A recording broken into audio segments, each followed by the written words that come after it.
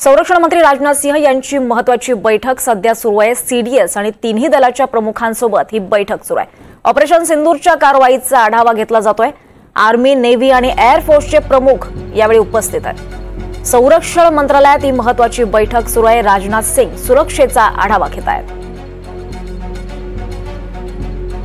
पुन्हा जाऊयात आपण राहुल आपल्यासोबत। राहुल, संरक्षण मंत्री राजनाथ सिंह यांची देखील महत्त्वाची बैठक सुरू आहे। या बैठकीसंदर्भात काही अपडेट्स आपल्याला मिळत आहेत का?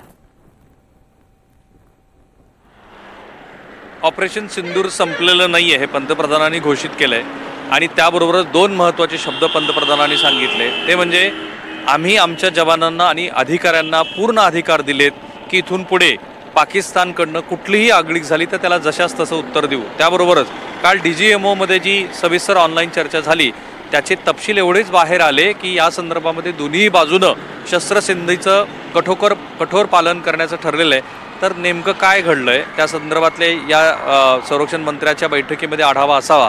आणि पंतप्रधानांनी जसं म्हटलं आहे की ऑपरेशन सिंदूर थांबलेलं नाहीये, आत्ताच दहशतवाद्याच्या विरोधामध्ये एक मोठी कारवाई शोपियानच्या जंगलामध्ये सुरू आहे।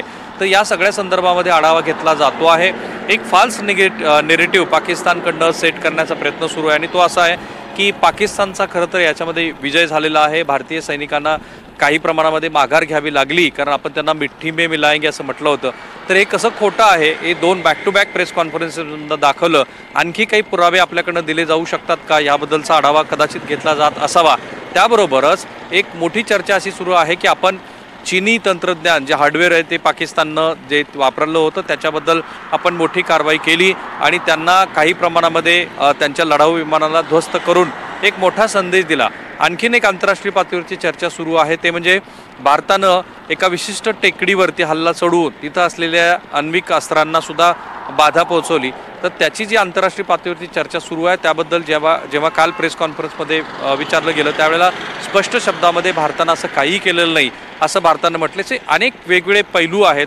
पण माझ्या मते संरक्षण मंत्री जे आढावा बैठक घेत आहेत, आजही मी बघतो आहे की जम्मू असेल किंवा श्रीनगर खोरा असेल, आपल्या सैनिकाच्या या संदर्भातल्या हालचाली सुरू आहेत की ज्या पाकिस्तानच्या कुठल्याही अशा अनुचित कारवाईला प्रत्युत्तर देण्यासाठी सक्षम आहेत।